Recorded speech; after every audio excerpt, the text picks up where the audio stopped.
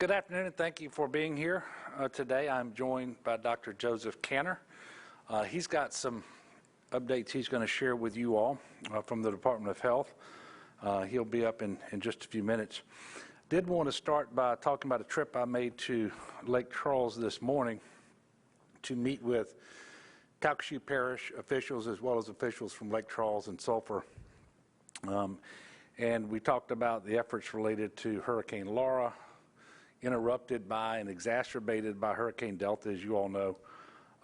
And obviously we're doing all of this in a COVID environment. And I reaffirmed the state's commitment to continue working with them as well as with our federal partners. And I was pleased to be joined by Tony Robinson, who is the FEMA Region 6 Administrator there in Lake Charles today. Earlier this week, I also met with FEMA Administrator Peter Gaynor. We discussed the need to address the complications and financial challenges associated with two storms striking the same area so close together. You know, it was, I think, 5 or 6 weeks apart, Laura and Delta, but only 12 or 13 miles from where they actually made impact. And that poses lots of challenges when it comes to conforming to the rules that FEMA prescribes with respect to documentation for reimbursement and that sort of thing. And those were the major concerns, by the way, that were expressed to us this morning in Lake Charles. I did request a major disaster declaration yesterday related to Hurricane Delta. This included a request for FEMA individual assistance for the 5 most impacted parishes, those being Acadia, Calcasieu, Cameron, Jefferson Davis, and Vermilion. And then after further assessments are completed, I fully expect that additional parishes will be requested as well. This is similar to how we always operate in these matters. The National Guard today has more than 2,875 guardsmen activated in support of emergency operations. Today they're running 16 points of distribution in 5 parishes, those being Allen, Calcasieu, Cameron, Jefferson Davis, and Vermilion. There are still 81 weather-related road closures that are being worked on. Most of this has to do with floodwaters in various areas coming out of Rapides and into Evangeline Parish, for example, and over in Allen Parish on the Calcasieu River. So we ask everyone to continue to check 511la.org for real-time information on road conditions and closures. You can also go to 511la.org to monitor the schedule for debris pickup and see when that's going to happen in your area. Some good news related to our recovery from Hurricane Delta. As of today, 96% of the Delta outages have been restored in terms of electricity. And typically, for any Category 2 storm, the Public Service Commission and the energy companies will tell you that it takes 10 days to get 90% restored. We're 96% restored in less than a week, in 6 days. So that reflects several things, one of which is a tremendous effort by literally thousands of crewmen who were out there. But it also reflects the fact that there was less infrastructure damage, especially to transmission lines related to Delta, as compared to Hurricane Laura. As of this morning, we continue to have about 8,000 Louisianans in shelters. Of these, only 231 were Hurricane Delta evacuees. Most of those remain at the mega shelter in Alexandria. 7,697 were Hurricane Laura evacuees, and they are being sheltered at 12 different hotels, 10 in New Orleans, 1 in Baton Rouge, and 1 in Lafayette. Those are non-congregant shelters, obviously. And then there are still a little more than 1,500 Laura evacuees in non-congregant shelters in Texas, hotels. I do want to make sure everyone knows we're working with the Red Cross, with the state of Texas as well, and with folks in Southwest Louisiana, because it all has to be coordinated to bring these individuals from Texas back to Louisiana in the coming few days. Those with major damage are going to their homes, and so they're unable to return home, they're going to receive new hotel assignments here in Louisiana. And if they have the ability to drive and they have their own cars with them in Texas, we're going to ask them to transport themselves. Those who can't do that, we're going to be providing transportation to them. Those with minor damage from Laura, they may be able to return home depending on the damage they received from Delta. So we're working with the Fire Marshal's office and local officials to go take a look at those homes and make sure individuals know whether they can go home or not. And damage assessments are in progress to help identify evacuees who are going to need continued sheltering. And teams at the shelter are working with those who can't return home so that we can get them help with the housing options that are available to them. And anyone out there who may need continued sheltering and you don't have it yet, please contact your Office of Emergency Preparedness. And you can get a phone number to your Office of Emergency Preparedness by going to getagameplan.org. Or you can text LA Shelter to 898-211. Or you can simply call 211 with your question.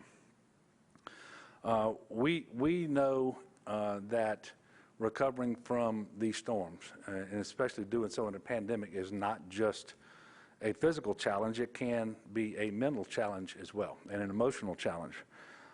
And we know that the residents of Southwest Louisiana have now suffered 2 devastating back-to-back storms in the middle of a public health emergency. Quite frankly, it's more than anybody should have to bear. So we're making requests to the federal government for more mental health resources. And in fact, on the White House Coronavirus Task Force call this past Tuesday, I was able to speak to Health and Human Services Secretary Azar about the need for a social services block grant that we are going to be requesting for additional resources in this regard. And we also have additional resources that are available to us. And now I'm going to ask Dr. Cantor to come up and speak about those resources, and he also has an update on COVID numbers for K through 12 schools. And then when he's finished, I'll come back up and finish up and then take your questions. Dr. Cantor?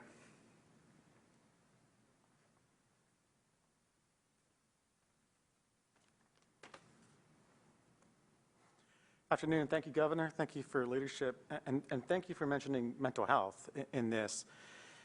It's important to recognize the number of stressors that I think we're all facing right now, and to be honest with ourselves about that.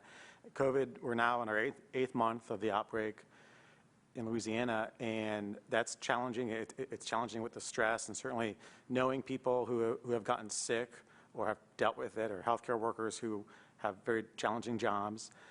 We've had more hurricanes this season than we had names for in the alphabet this year, and there's other stressors as well. There's an election coming up. There's legislative session. There's economic issues. A lot of things to be stressed about, and I think it's firstly important to take a second and acknowledge that. And after that, I think that people need to know that it's okay to feel stressed and under the gun.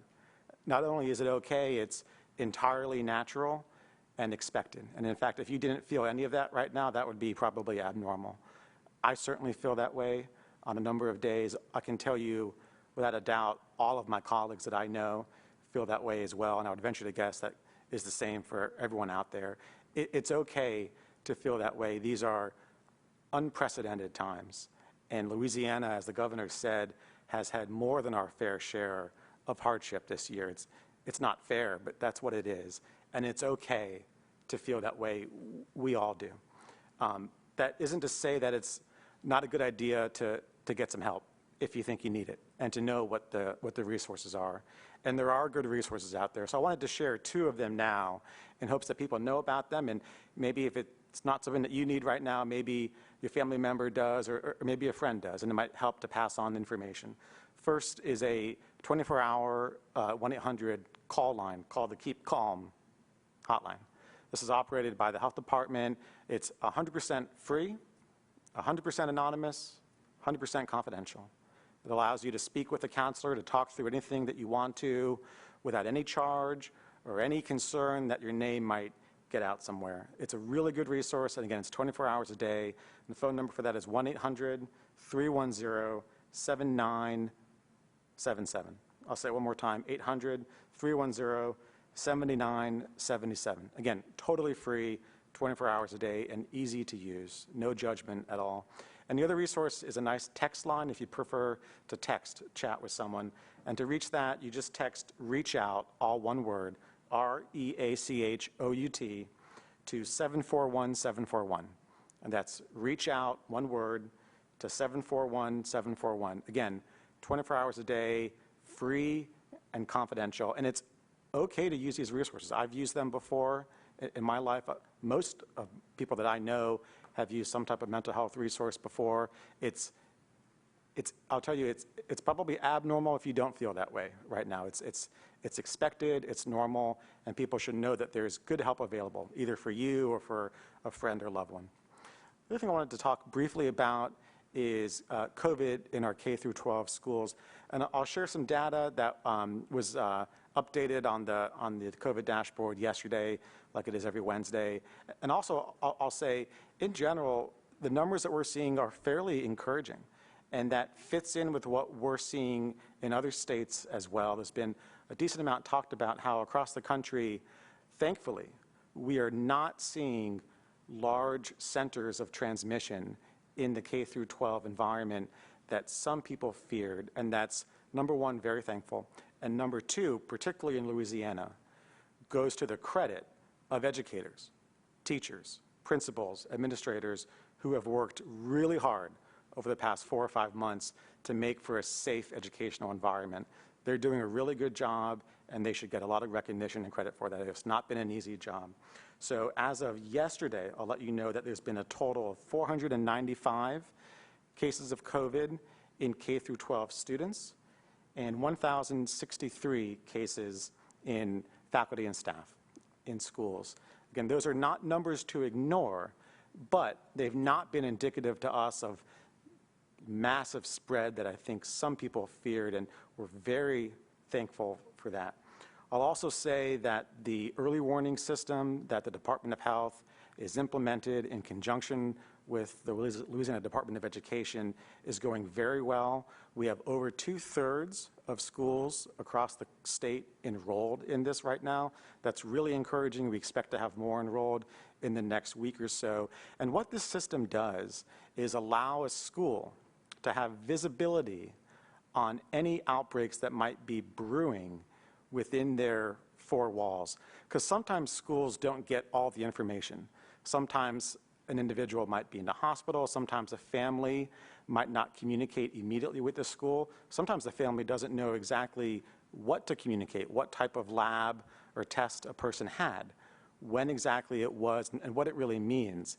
And the early warning system allows the Department of Health to partner with schools to identify any potential outbreaks and mitigate them before they get larger. It's part of why we think schools have been as safe as they were. So we're really encouraged by that, and we look forward to more schools joining that. I will say, when we do see some cases, more often than not, it's been tied to some extracurricular activities, after-school activities or sports and so forth. So I want to let folks know and remind folks that the precautions that teachers and students are taking during the period, during classroom hours, they really do need to take those precautions as well after hours. It's just as important, and I think it will cut down our cases even more so. But the system's really important, and it's been a good success so far. Governor? Do y'all have questions for Dr. Cannon while he's up there?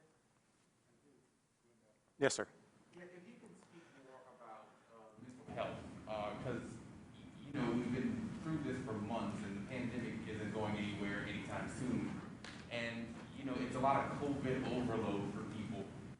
In addition to the hotline that you mentioned, any advice for people who may feel overwhelmed, maybe something they can do close to what is normal to maybe feel like, okay, I'm back to pre-COVID, but still being safe and doing all the guidelines that we should do in order to make sure that we don't contract the virus? It's such a great point, and I'm glad you mentioned that. we're obviously not close to the end of this. We're in the middle of it. And I think we should be honest with ourselves about that, because it helps let people prepare for it and get mentally strong. I think now that the weather is nice, this is an advantage that we have over a lot of other states in a number of ways. First, it's safer from a COVID transmission standpoint. Safer, much safer to be outdoors, and we can be outdoors now. In fact, it's beautiful today, and it will continue to be so. A lot of states right now up north, this is when you're going indoors. So we got to capitalize on that. The more time that we spend outdoors, there's going to be less transmission. That's a benefit that we have in Louisiana this time of year. But also, it's just good for you. It's healthy and makes you feel good to spend time outdoors. So I would really encourage people, number one, to spend as much time outdoors. Whatever activity you're doing, think about if there's a way to do it outdoors. It's going to be safer, and you're going to enjoy it more. The second thing I'll encourage people to do is to find connections with other individuals, and that could be family members or a clinician. I know a lot of people still don't have a primary care physician or a nurse practitioner. There's never a wrong time to go seek that out. And because of Medicaid expansion, we have a lot more access to care like that. So just because someone never took the time to get their own doctor before doesn't mean you can't or shouldn't do it now. In fact, having another person to talk to through any issue like that is helpful.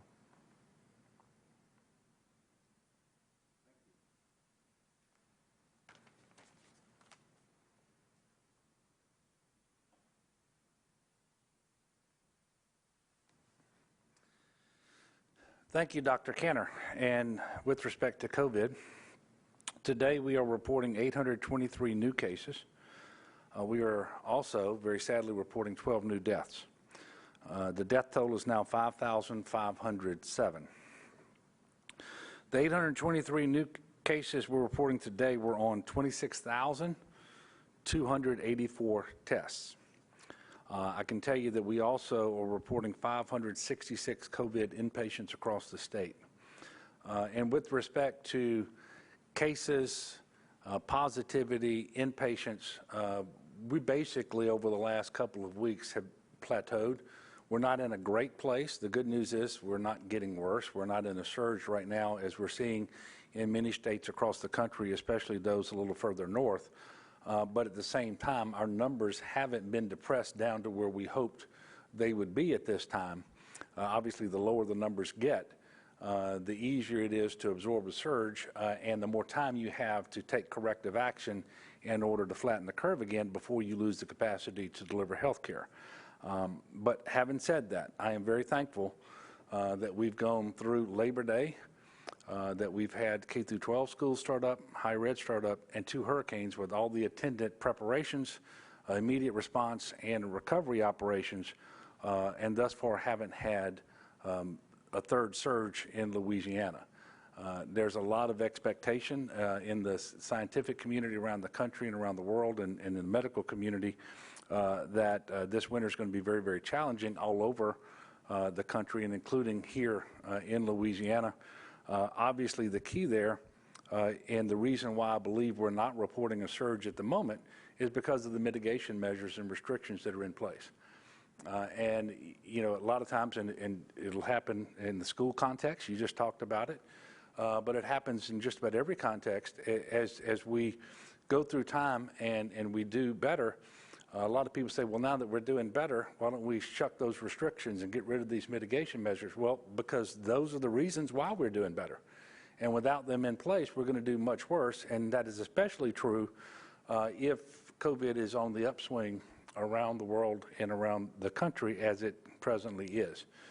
So wearing your mask, incredibly important when you're around people who are not part of your immediate household. Keeping physical distance of at least 6 feet from those same individuals, incredibly important. Washing your hands frequently with soap and water. Staying home when you are sick.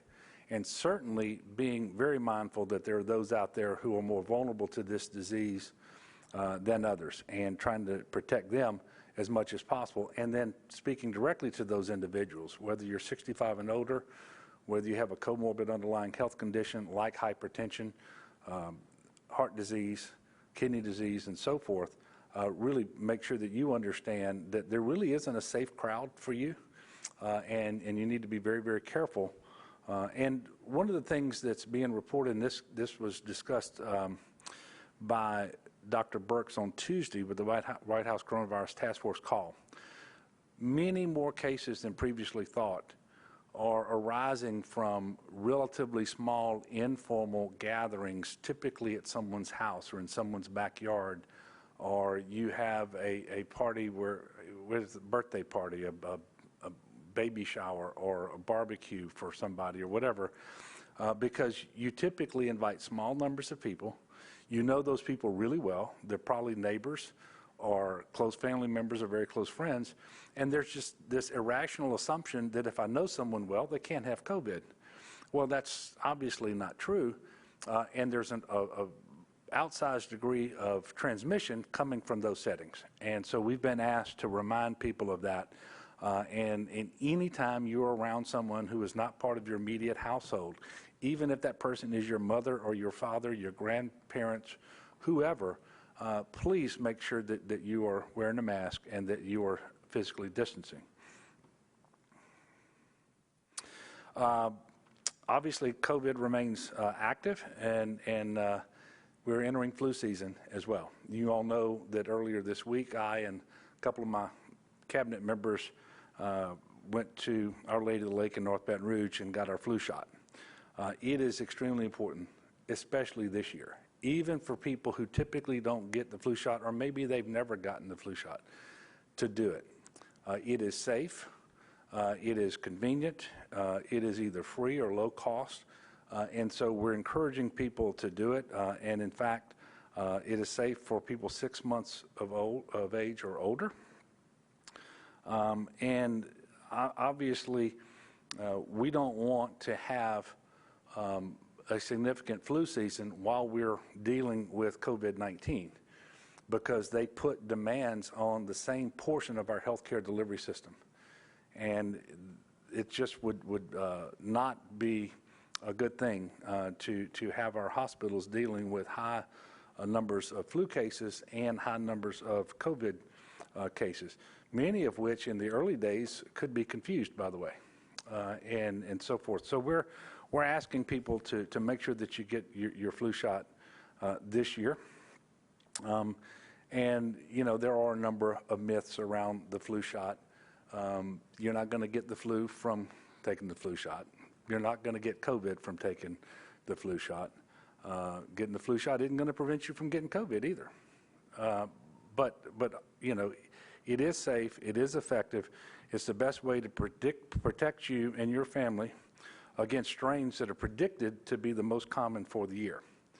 And the last thing I'll say about the flu are those mitigation measures that I mentioned just a while ago for trying to control and minimize the transmission of COVID also help and work tremendously well with respect to the flu, because the flu is transmitted in much the same way.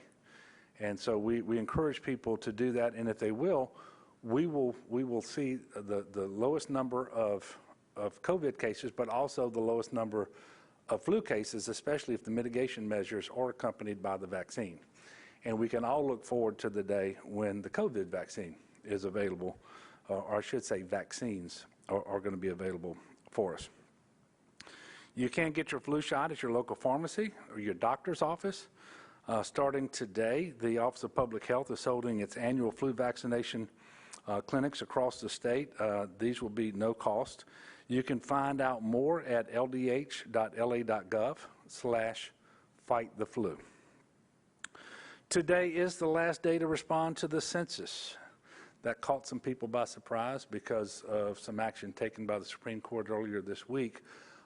There was a thought we were going to have till the end of October. I can tell you Louisiana continues to lag slightly behind most other states in our response rate, but we do have a few hours left, and so I encourage people to visit my2020census.gov today. And if you are going to respond by mail, the postmark has to be today on your mail. With that, I will take your questions. Yes, sir. Governor, last week right before Hurricane Delta hit, you said you didn't expect that people being sheltered in the mega shelter would be there for more than 24 hours. It's now been almost a week. Why aren't those 231 people in hotels right now? Well, they have been putting it, first of all, not all of those people have been there the whole time. Every day we get some more people. And so I can't tell you how many have been there for X number of days or whatever. But we have been putting people in hotels, and we've been bringing people back to Lake Charles as well. But one of the good things is the capacity there is 588 during COVID, meaning that we're spacing folks out on the floor in a way that is as safe as possible, and we've never even approached the 588. But we haven't had all of those individuals there every day. That's the current number. How many Delta evacuees are in hotels then? I don't know the answer to that question. And as I mentioned, I'll try to get that to you. I know that we are in the process of returning evacuees, whether they're Delta evacuees or Laura evacuees, back home if their homes don't have damage, or if they're only slightly damaged, so that those homes are safe, habitable, and secure. And then that takes work to go and actually look at the home in question, do an inspection, and then communicate that back to the individuals. All of that's going on, and I can get the information to you about, or at least I think I can, from the Department of Children and Family Services about the number of people who are in hotels today who are evacuees because of Delta. Yes, ma'am. Governor, you met with Green's family yesterday. Can you talk to me about what was discussed and if you saw the body cam video that the family was allowed to see as part of that discussion? No and yes. I'm not going to tell you what was discussed. It was a meeting between me and the family, and the mother and sister of Mr. Green were accompanied by some of their lawyers, and the video and other evidence in the case was made available to them, and I have watched the video. I did not watch the video during that meeting when it was presented or made available to them, but I have watched it previously. And what are your thoughts on how Well, like every video of that type, disturbing for lots of different reasons, but I'm not going to go through everything on the video here. I will tell you that I appreciate the fact that the district attorney who is handling this matter, but also the U.S. Attorney's Office, who's looking into this matter, both believe that it was appropriate to allow the family to watch the video and have access to some more information as well. But they both also believe it's not appropriate and, in fact, would be detrimental for that video to be made public while it is, in fact, evidence that they are considering. And so because it's evidence that they're considering and they don't want it made public, I'm also not going to sit here and characterize it. But when you say it's disturbing, was that something you think that you've seen in that video and what you know the state police response has been so far? Do you think the state police has responded appropriately and fast enough based on what you've now seen? Well, first of all, I think you may be reading things into my saying that it was disturbing. It's disturbing for a number of reasons. Anytime you see a video that you know captures the events around someone's death, it's disturbing. But I'm simply not going to sit here and characterize the video for you or characterize my feelings about the video for you. Yes, sir. Status of negotiations. Have you been meeting with lawmakers on the emergency powers issue? How is that going? Do you feel good about reaching something you'd be willing to sign? Well, I always look forward to getting bills as they arrive at my desk so I can actually read the language as opposed to ideas that aren't yet incorporated into them, or even discussing bills that ultimately aren't going to pass and be put on my desk. Quite frankly, you know, when I look back at this public health emergency and the decisions that we've made, I will tell you that I know that we have made the best decisions possible given the information that we had at our disposal and the recommendations that we've been receiving from the scientific community, from the medical community, and from the White House Coronavirus Task Force and so forth. So I never thought that this particular session, as it relates to those bills, was warranted. And so, you know, I'm not sure that there's anything, I'm not going to say nothing, because I think we should always hold out that there's room for agreement on something. But the vast majority of the instruments that I have seen and heard debated and so forth aren't things that I would ever acquiesce to. And we're going to continue to responsibly manage this public health emergency with all the tools at our disposal that we can muster. And I'm not going to surrender any of those tools when we still have a very real public health emergency. And when you look at the arguments being made, the simple fact is there are folks in the legislature who don't want any restrictions or any mitigation measures, and that's grossly irresponsible. And they will never tell you that the decisions that I have made have been those that have been recommended by the White House. But that, in fact, is the case. And so it's kind of sad that we're here. It's sad that things are as partisan as they are. I can tell you I have made a conscious effort and a good faith effort to be as bipartisan or nonpartisan as I can be when it comes to this public health emergency, because I believe that's the best way to manage it. That's the best way to maintain credibility in the decisions that you make. And so you haven't seen me out there criticizing individual legislators or the president or the White House task force or anything like that. It's just unhelpful. But it's also unhelpful to be here under these circumstances as well. I thought that might generate something. Yes? In terms of the supplemental budget bill that's obviously still being debated, last night there was a discussion on the House floor about the $20 million in legislative earmarks that were added. Are you okay with them taking money and putting it to specific local projects, or is that something that you don't approve of? Well, look, I will look at the supplemental appropriations bill if and when it comes to my desk, as it is at that time. As we came into the room, it was not clear to me whether they were going to make another attempt today to pass the same conference committee report, or whether there was going to be a different conference committee report that may or may not have those projects or may not have them all. And so I just don't feel like it's a fruitful exercise for me to comment on an instrument that is likely not the one that I'm going to receive if I receive one. And I always reserve the right to read a bill as it is when it comes to my desk and make a decision then about whether to sign it or not. And because this is an appropriations bill, a line item veto is an option too. And I'm not saying that to predict that I'm going to exercise the authority that I have with respect to a line item veto, but it is something that I can do if I believe that it's warranted.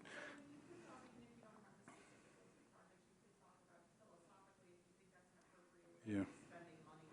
You know, if we, first of all, I would hope that they make sure that we do things to shore up the solvency of the Unemployment Insurance Trust Fund. I know that there's some of that in the bill. If we can move more money to the local efforts with respect to the CARES Act, I think that would be a good thing. There are some other things that we know to be really important and to be a priority for the state. And so if those things are in the bill, then it's certainly a whole lot easier to accept some of the other things that might be in the bill. And that's why it's the total mix. It's the balance that you see and so forth. And I'm here commenting on something that is at this point hypothetical. I don't know what we're going to get. Last question. Yes, sir. Of course, you know, we mentioned this before we talked about mental health earlier. All of us are dealing with a lot. Yeah. Especially you as the governor. And I think a lot of times people forget you're a person. My question to you is, how are you? Thank you for the question. I am doing very well, and it has been a challenging year, and for me too. But the fact of the matter is, it has been much more challenging for those ICU docs and those nurses and those respiratory therapists and those EMTs. It's a much more challenging year for those teachers and those principals and school administrators, and it's a much more challenging year for sure for those who've contracted the disease, who spent time in the hospital, those whose loved ones have gone through that, and most challenging of all for those people who've had close friends and family members die of COVID-19. In Louisiana, as you saw, it's 5,507 as of today. So I appreciate the question, but I am doing well, and my family is doing well. And you know, I would ask that we continue to focus on being good neighbors to one another and doing what we can to make sure that we're doing our part to prevent the spread of this illness.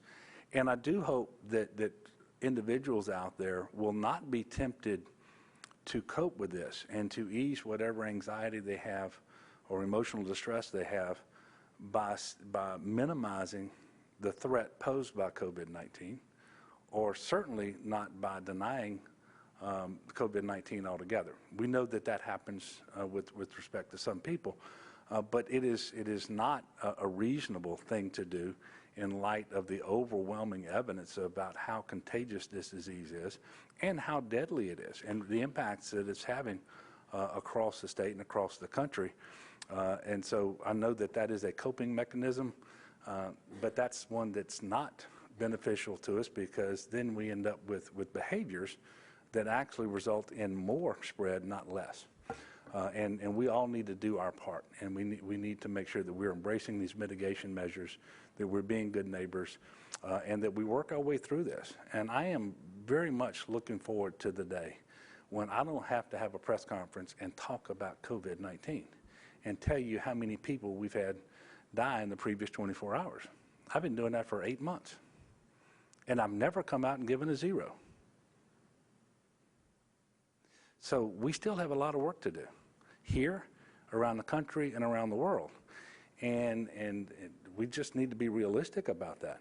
And we need to understand we can have the most normalcy possible if we will engage in the mitigation measures. The most absurd thing is to have people who say, well, we want everything open, but we don't want to have to do any of the mitigation measures. You know, that means you just don't care.